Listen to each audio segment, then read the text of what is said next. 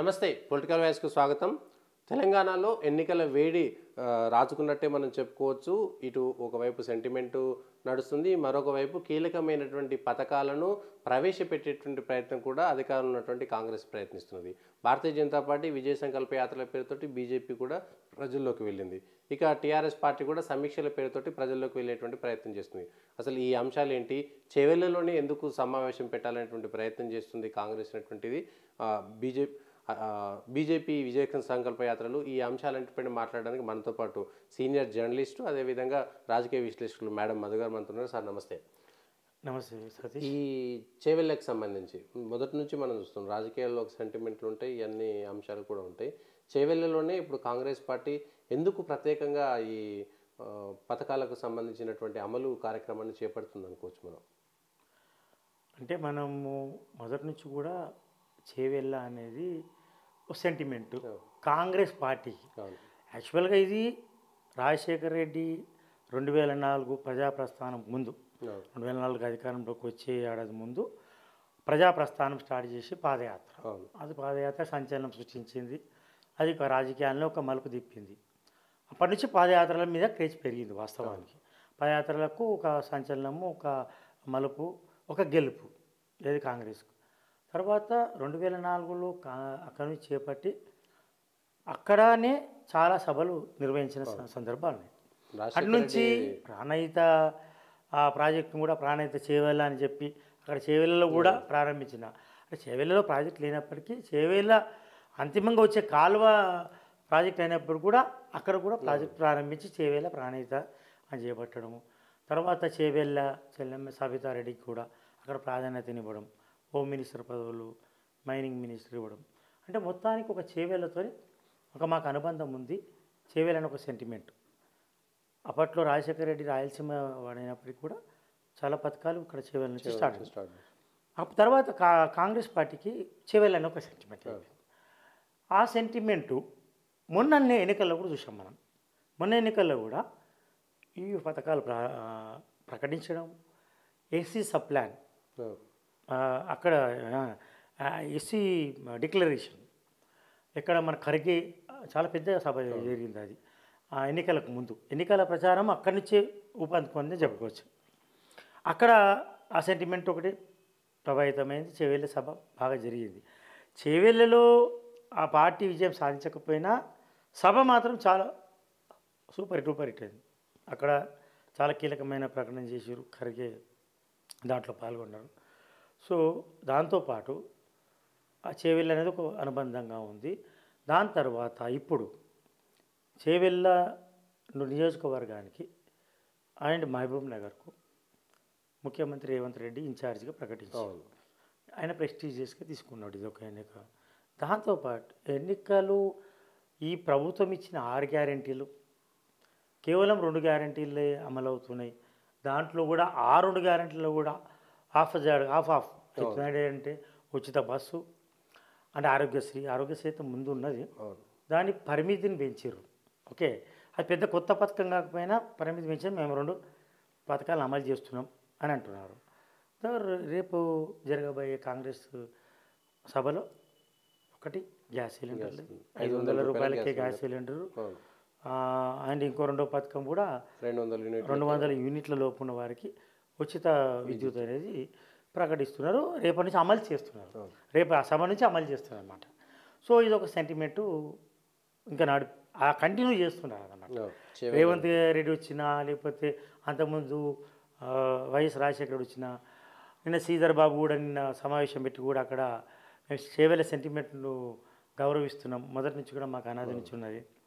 అదే తీరులో చేవెళ్ళలో మనం ఘన విజయం సాధించాలి. చేవెళ్ళలో ప్రకటించబోయే అధికారిక కార్యక్రమం లాంటిదే పార్టీ కార్యక్రమం కూడా ప్లస్ అధికారిక కార్యక్రమం కూడా అన్నారు. అంటే ఎట్లా అంటే పథకాలు కాబట్టి అది అధికారిక కార్యక్రమం, అదే పార్టీలో చేరుతున్నారు కాబట్టి పార్టీ కార్యక్రమం. దానికి ఎమ్మెల్యేలు అంటే చేవెళ్ళే పార్లమెంట్ నియోజకవర్గ పరిధిలోని ఎమ్మెల్యేలను కూడా రావచ్చు అని ఓపెన్గా ప్రకటించిండు అన్నమాట నిన్న. అయితే ఆహ్వానాలు ఎవరు రాలేదు. మనము ఎమ్మెల్యే ప్రకాష్ గౌడ్తో కానీ రాయందగా చేవెళ్ళ యాదయ్యతో యాదయ్య వీళ్ళకి కోరికి ఆహ్వానాలు ఏమి రాలే. ఆహ్వానాలు వస్తే అధికారిక కార్యక్రమం అయితే మేము పోతాము, ఆహ్వానాలు అయితే మాకు రాలేవు. వాళ్ళు పేపర్ స్టేట్మెంట్ ఇచ్చారు కానీ మాకు ఎలాంటి ఇన్ఫర్మేషన్ లేదని వాళ్ళు మనకు చెప్పారు. So at the same time ఆ సభకు ప్రియాంక గాంధీ తీసుకురావాలి, పాపులర్ ఫిగర్ ప్రియాంక గాంధీ తీసుకురావాలనుకున్నారు మొదట. ఇప్పటివరకు మధ్యాహ్నం వరకు కూడా అనుకున్నారు. ఇప్పుడు మనకున్న సమాచారం ప్రకారం ప్రియాంక గాంధీ రావడం లేదు. కాంగ్రెస్లో అది మన ఢిల్లీలో పొలిటికల్ పార్టీ అలయన్సెస్ లేదా ఇతర యాక్టివిటీస్ ఉన్నది కాబట్టి ఆమె రావడం లేదని. సో ఆమె రాకపోవడం కొంత నిరాశ అయినా రేపు ముఖ్యమంత్రి అండ్ మంత్రులు మరి ఇంకా ఢిల్లీ నుంచి పెద్దలు వస్తారా ఇప్పటివరకు కన్ఫర్మేషన్ లేదు. ఖర్గే కూడా రాకపోదు, ఎందుకంటే యాక్టివిటీ ఉండేటప్పుడు ఆమె రాకపోతే ఈయన కూడా రాడు కదా ఖర్గే. కాబట్టి ఢిల్లీ నుంచి పెద్ద నాయకులు వస్తారేమో. ముఖ్యమంత్రి మాత్రం ఈ పథకాలను రేపు అధికారికంగా ప్రకటించే అవకాశం ఉంటుంది. సో మరి ఇక ఇవి ప్రియాంక ఎందుకు రాలేదనేది చర్చ కూడా సాగుతుంది. అంటే ప్రియాంక గాంధీ ఒక అధికారికంగా ఎంపీ కూడా కాదు, ప్రభుత్వ పథకాలను ప్రారంభించడానికి ఒక పార్టీకి సంబంధించినటువంటి జాతీయ ప్రధాన కార్యదర్శిని పిలవడం అనేటువంటిది విమర్శలకు దారితీస్తున్నటువంటి ఒక అంశంలో వెనకడుగు వేసినటువంటి చర్చ కూడా జరుగుతుంది. అంటే ఇప్పుడు ఇంకా ఆ సమాచారం ఇంకా పెద్దగా ప్రచారం రాలేదు. పార్టీ వర్గాలు అయితే ఇంకా రాకపోవచ్చు అని చెప్తున్నాయి. అంటే ఇంకా అధికారం ప్రకటించాలి. మనం ఈ షూటింగ్ జరిగే టైంలో కూడా మనం ఇంటర్వ్యూ జరిగే టైం కూడా వాళ్ళు ఏం నిర్ధారించలేదు. మనం నిర్ధారణ చేసుకునేది ఏంటంటే ఆమె రాకపోవచ్చు ఖచ్చితంగా. అయితే ఇంతకుముందు కూడా టీఆర్ఎస్ ఎంపీ అంటే టీఆర్ఎస్ ఎమ్మెల్సీ మాజీ ఎంపీ కవిత కూడా ఏ హోదాలు వస్తారో చెప్పండి అని ప్రశ్నించారు. అప్పట్లో పెద్ద దుమారం జరిగింది. వీళ్ళు కూడా అటాక్ ఇచ్చారు, కౌంటర్ ఇచ్చిన్నారు. ఏ హోదాలు వస్తుందో చెప్పాలి అని చెప్పారు. అంటే అది కూడా ఒక కారణం కావచ్చు. ఏ హోదాలో వచ్చే అధికారిక కార్యక్రమం కదా, పార్టీ అధికారిక పథకాలు ప్రారంభించాలి. ప్రోటోకాల్ ప్రకారం ఆయన ప్రారంభించి ఆమె పాల్గొనవచ్చు. కానీ వస్తే ఇంకా విమర్శ వస్తుందా అని, లేకపోతే విమర్శలకు జడిసా, లేకపోతే అక్కడ ఐఎన్డిఏ ఇండియా అలయన్స్తోనేదో యాక్టింగ్ నడుస్తుంది కాబట్టి అక్కడ ఏమైనా హెల్డప్ అయ్యారా, రెండో విధంగా కూడా మనం చెప్పుకోవచ్చు. అయితే ఏమవుతుందంటే ఇక్కడ మనకు రెండు విధాలుగా రెండు కారణాలు అనొచ్చు. హెక్టిక్ డెవలప్మెంట్స్ కావచ్చు, లేకపోతే అక్కడ ఢిల్లీలో నిజంగా బిజీ ఉండొచ్చు, లేకపోతే గతంలో సోనియా గాంధీ ఫ్యామిలీ కూడా గతంలో ఎట్లా ప్రధానమంత్రి కావాలనుకుంటే ఇక్కడ మరి అధికారిక కార్యక్రమం ఉంటారు ఎందుకు పోవాలి అని వాళ్ళు కూడా చెప్పినారేమో. సో దెర్ మే బి రెండు రీజన్లో ఏదో ఒకటి అవుతుంది. కాబట్టి వాళ్ళు చెప్పింది నిజం కావచ్చు, ఇది విమర్శలకు జడిసి లేకపోతే ఛాన్స్ తీసుకోవడం. తెలంగాణలో కాంగ్రెస్ కొంత అవకాశం ఉన్నప్పుడు దాన్ని ఛాన్స్ తీసుకోవడం ఎందుకు పెద్ద నాయకులతో. సో ఎన్నికల ప్రచారం రావచ్చు కానీ అధికారిక కార్యక్రమం కాబట్టి అని వాళ్ళు ఆగిపోయి ఉండవచ్చు అని మన భావన. అది తర్వాత వాళ్ళు ప్రకటించినప్పుడు తెలుస్తుంది మనకు. ఇంకొకటి ఈ సెంటిమెంట్ల విషయంలో ఇటు కాంగ్రెస్ అట్లే ఉండేది, బీఆర్ఎస్ అట్లే ఉండేది. బీఆర్ఎస్ కూడా కేసీఆర్ వచ్చినప్పుడు ఉప ముఖ్యమంత్రి చేతికి ఏదో కట్టడం అనేటువంటిది ఒక సెంటిమెంటు.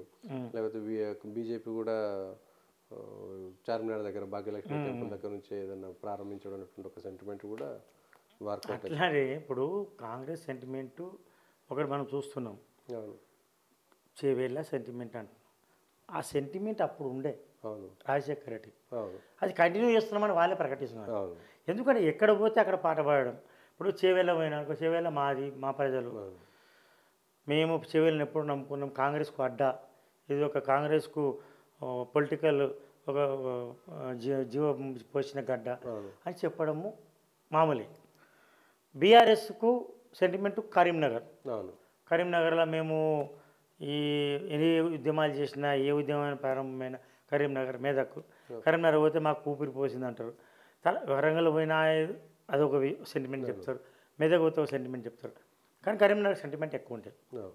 కరీంనగర్ పార్లమెంట్ నియోజకవర్గం నుంచే ఆయన ఎక్కువ హైలైట్ కావడము, అక్కడి నుంచి ఎన్నిక కావడము, కేసీఆర్ మాజీ ముఖ్యమంత్రి, ఇట్లా కొన్ని సెంటిమెంట్లు ఉన్నాయి.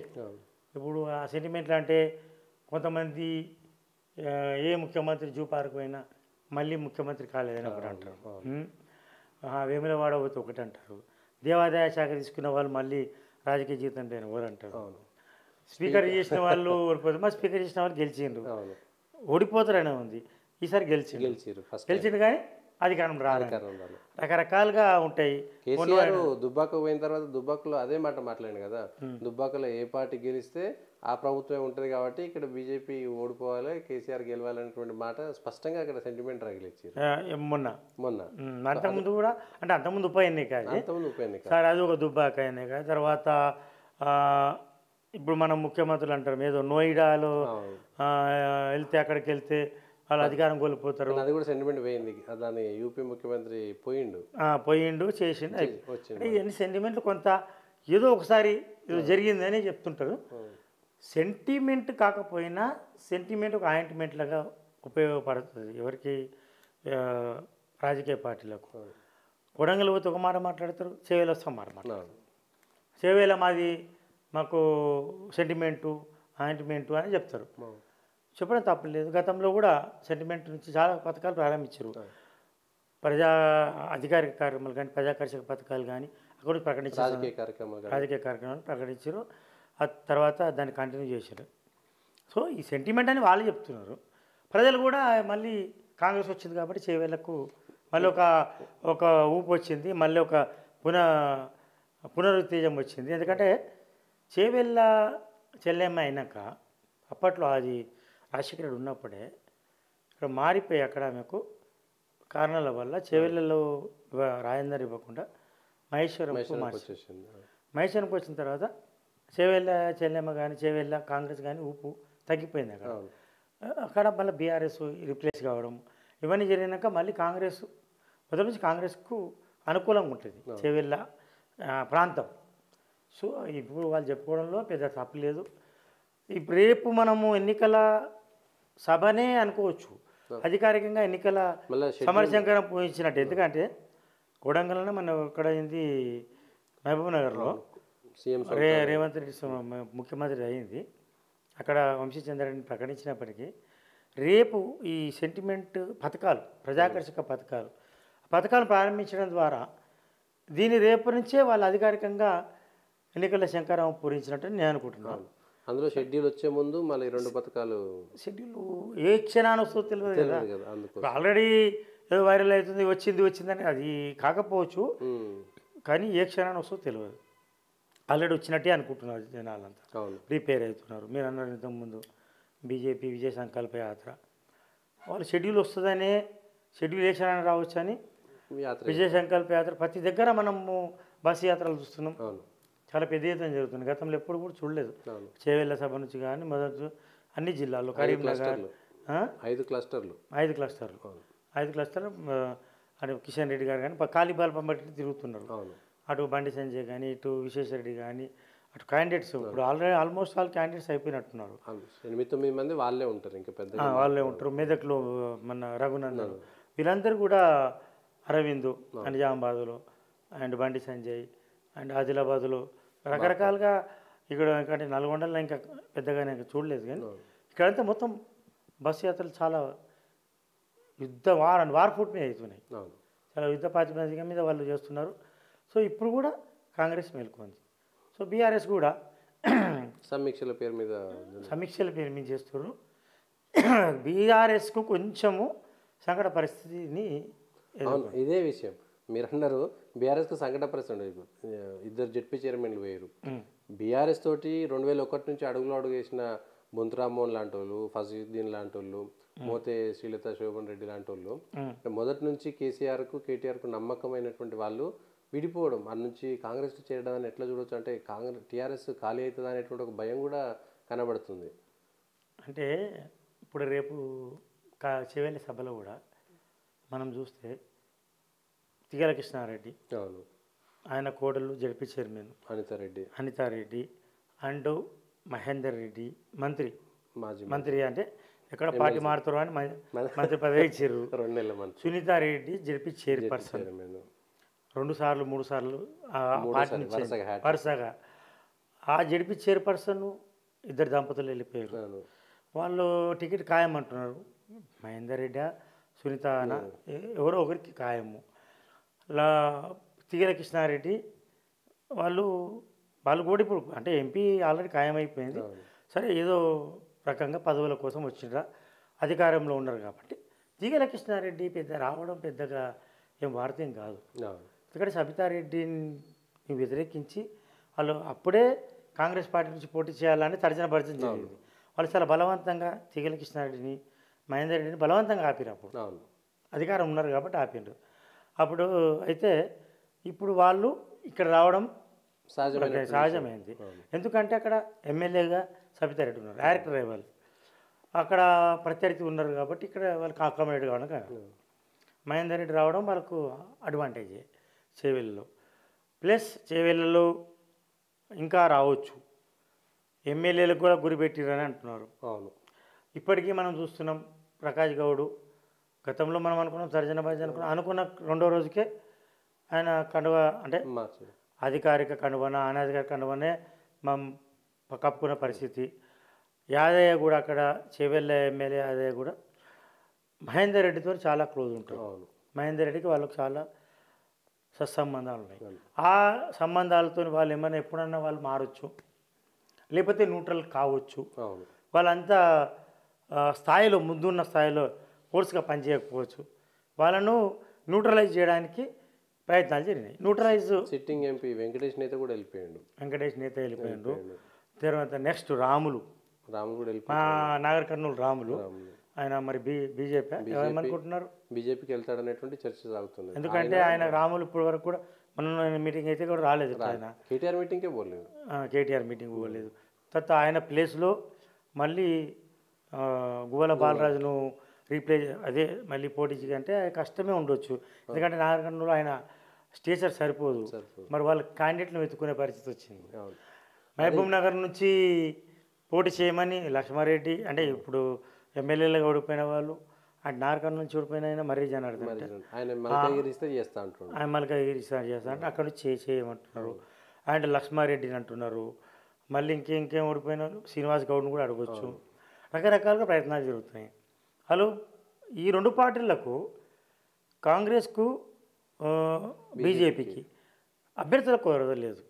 ఇక్కడ అభ్యర్థుల విషయం వచ్చే వరకు చాలా కొరత ఉంది, ఒక కన్ఫ్యూజన్ ఉంది. ఎవరు చివరి నిమిషాలు ఉంటారా కాంగ్రెస్లోకి వెళ్ళిపోయి, ఇప్పుడు బీఆర్ఎస్ నుంచి కాంగ్రెస్లోకి వెళ్ళిపోయే అవకాశాలు ఎక్కువ ఉంటాయి. ఇది కాంగ్రెస్ నుంచి బీఆర్ఎస్లోకి వచ్చి గతంలో బీజేపీ ఉన్నవాళ్ళు పార్టీ ఫిరాయింపులకు పెద్ద పోరు అనేది మనం మొదటి తెలుసు. పెద్ద వాళ్ళని గుంజడానికి ప్రయత్నం చేయరు. వాళ్ళకు భవిష్యత్తు ఎవరు బీఆర్ఎస్ మీద కొడతారు దెబ్బ. బీఆర్ఎస్ నుంచి ఎంతమంది గుంజుతాం అనేది ముఖ్యం. ఎన్నికల లోపల చేవెళ్ళ అండ్ కొడంగల్ అంటే మహబూబ్ నగర్, ఈ రెండు కూడా నియోజకవర్గంలో ఎంత ఆ కోటకు ఎంత బీటలు పెట్టాలనో, బీఆర్ఎస్ ఎంత తుత్తినీయాలు చేయాలనో, బీఆర్ఎస్కి ఎంత పతనావస్థ తేవాలనో అని ప్రయత్నాలు చేసే దాంట్లో ముఖ్యమంత్రి రేవంత్ రెడ్డి ముందుంటాడు. కసిగా పనిచేయచ్చు. ఆ రెండు కల్పించుకోవాల్సిన అగత్యం, అవసరం, బాధ్యత ఆయన మీద ఉంది. ప్రెస్టీజ్ ఇష్యూ అవసరం ఉంది, ప్రెస్టీజ్ ఇష్యూ. కాబట్టి బీఆర్ఎస్కి ఇక్కడ బీఆర్ఎస్కు మొదట దెబ్బతినేది బీఆర్ఎస్. రంజిత్ రెడ్డి అటు నుంచి ప్రకటించారు కూడా రంజిత్ రెడ్డిని. కానీ రంజిత్ రెడ్డి ఇప్పుడు నేను పోటీ చేయనని ఆల్రెడీ అయిపోయింది అంటున్నారు. వాళ్ళు నిర్ధారణ అయ్యేవారు. అంటే ఇప్పుడు అఫీషియల్గా ప్రకటించింది రంజిత్ రెడ్డి అండ్ పని చేయలేదని రంజిత్ రెడ్డి వినోద్ కుమార్ అయిపోయింది.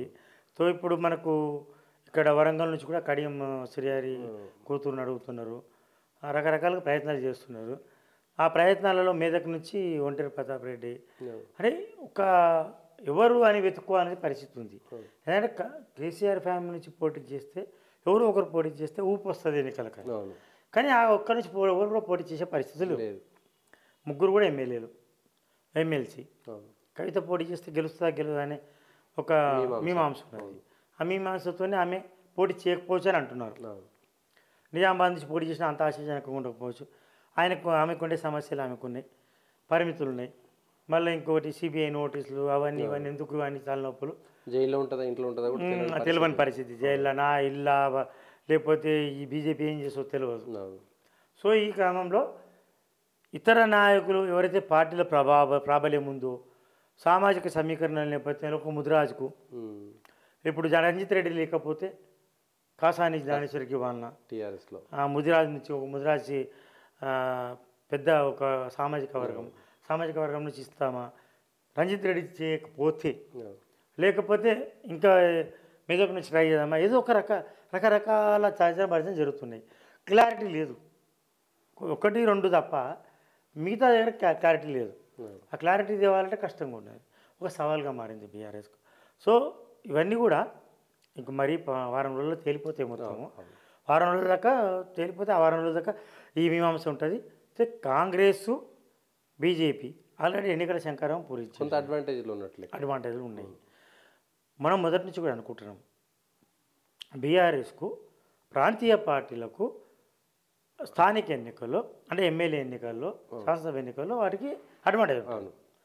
వేర్ కర్ణాటక ఏపీ ఒక్కటి తప్ప కర్ణాటక తెలంగాణ తీసుకుంటే జాతీయ పార్టీలకు ఛాన్సెస్ ఎక్కువ ఉంటాయి. ఈవెన్ కేరళలో కూడా ఈసారి బాగానే ఉంటుందని అంటున్నారు. బీజేపీ కానీ కాంగ్రెస్ కానీ అంటే బాగుంటుంది అంటున్నారు. ఇంతవరకు నిజం తెలియదు. తమిళనాడులో పెద్దగా ఉండకపోవచ్చు ప్రభావము. ఓట్లు పెరగవచ్చు, ఓట్ల శాతం పెరగవచ్చు, సీట్లు మాత్రం ఒకటి రాకపోవచ్చు. అయితే ఇక్కడ కర్ణాటక అండ్ తెలంగాణ మీద బీజేపీ ఆశలు, కాంగ్రెస్ ఆశలు పోటాపోటీ ఉన్నది. బయట చూసే వరకు వీళ్ళిద్దరే ప్రధాన పోటీలు ఉన్నట్టు అన్నప్పుడు ఓట్లు కూడా అక్కడిని టిల్ట్ అవుతాయి అన్నమాట. అని మనం ఎమ్మెల్యే ఎన్నికల ముందు కూడా అనుకున్నాం. జాతీయ స్థాయి ఎన్నికలు, ఎంపీ ఎన్నికలు వచ్చే వరకు ఈ రెండు పార్టీలు ప్రజల ముందు ఆ రెండు కనబడతాయి. అప్పుడు బీఆర్ఎస్కి కొంచెం సంకటం. ఇప్పుడు అధికారం కోల్పోయింది కాబట్టి ఇంకా సంకట పరిస్థితి ఉండవచ్చు. దాన్ని ఎట్లా మేనేజ్ చేయాలనేది చాలా కత్తి మీద సాము లాంటిది. అక్కడ క్యాండిడేట్లు కూడా అంత ఉత్సాహం కనబడతలేరు. ఇప్పుడు మీరు live example Ranjith Reddy already ప్రకటించారు, ఆయన చేసుకుంటుండు. మళ్ళీ కూడా చూడండి, నాకు చివరి నిమిషంలో ఎవరన్నా మంచోళ్ళు దొరికితే చూడండి మీరు అన్న కాడికి వచ్చిండు అనేది ఒక ప్రచారం జరుగుతుంది. అది మనం నిర్ధారణ కాకముందు మనం చెప్పలేం కాబట్టి ఆయన కూడా ఒక సస్పెన్స్లో ఉన్నది అని చెప్పగలుగుతున్నాం. మొత్తాన్ని మనం ఏం చెప్పొచ్చు అంటే రేపటి సభ అంటే చేవెళ్ళ సభతోని మళ్ళీ ఊపందుకునే అవకాశం ఉంది. రాజకీయాలు ఎన్నికలు పుంజుకునే అవకాశం ఉంది. దాని మీద నుంచి వేడి మరింత పెరిగే అవకాశం ఉంది. దాని కౌంటర్గా ఈ బీజేపీ కానీ బీఆర్ఎస్ కానీ ఎట్లా వాళ్ళు సభలో ప్లాన్ చేస్తారు, ఆ సభల ప్లాన్లో ఏముంటుంది అనేది ఒకటి మనం వేచి చూడాల్సిందే. బీజేపీ మాత్రం ఇప్పటికీ ఉన్నది. బీఆర్ఎస్ ఏ వ్యూహంతో మళ్ళీ ముందుకు వస్తుంది, మరి ఎట్లా ఈ అధికార పార్టీని ఎట్లా ఫేస్ చేస్తారు, మరోవైపు ఢిల్లీలో అధికారంలో ఉన్న పార్టీని ఎట్లా ఎదుర్కొంటారు, ఆ మధ్యలో ఎట్లా నలిగిపోతారా, లేకపోతే విజయం సాధిస్తారా, లేకపోతే ఏదైనా ఉనికిని కాపాడుకోగలుగుతారా. కనీసం ఉనికిని కాపాడుకుంటే బాగుండు, ఉనికిని కాపాడుకోగలుగుతామా అనేది ఆ బీఆర్ఎస్ క్యాడర్లో వినిపిస్తున్న ఒక ప్రశ్న. ఎంతవరకు వాళ్ళ ప్రతి వ్యూహాలు ఎట్లుంటాయి, వాళ్ళు ఎంతవరకు యుద్ధంలో గెలవగలుగుతారు, నిలవగలుగుతారు అనేది వేచి చూడాలి మనం. ఓకే, థ్యాంక్ యూ మధు గారు. ఇది మొత్తానికైతే చేవెళ్ళ సభ ద్వారా ఒక సెంటిమెంట్ రగిలించేటువంటి ప్రయత్నం కాంగ్రెస్ చేస్తున్నది. మిగిలిన పార్టీలకు సెంటిమెంట్ ఉన్నా కూడా ఎన్నికల హడావుడిలో ఉన్నటువంటి కాంగ్రెస్ పార్టీ ఒక 6 హామీలకు సంబంధించినటువంటి విషయంలో ఖచ్చితంగా అమలు చేయాలనేటువంటి దాంతో లోక్సభ ఎన్నికల్లో హామీల అమలు ద్వారా వెళ్ళాలనేటువంటిది కాంగ్రెస్ తాపత్రయం. ఇక టీఆర్ఎస్ మాత్రం సంకటమైనటువంటి పరిస్థితిలో ఉందనేటువంటిది ఇప్పుడున్నటువంటి వరకు ఉన్నటువంటి అంశం.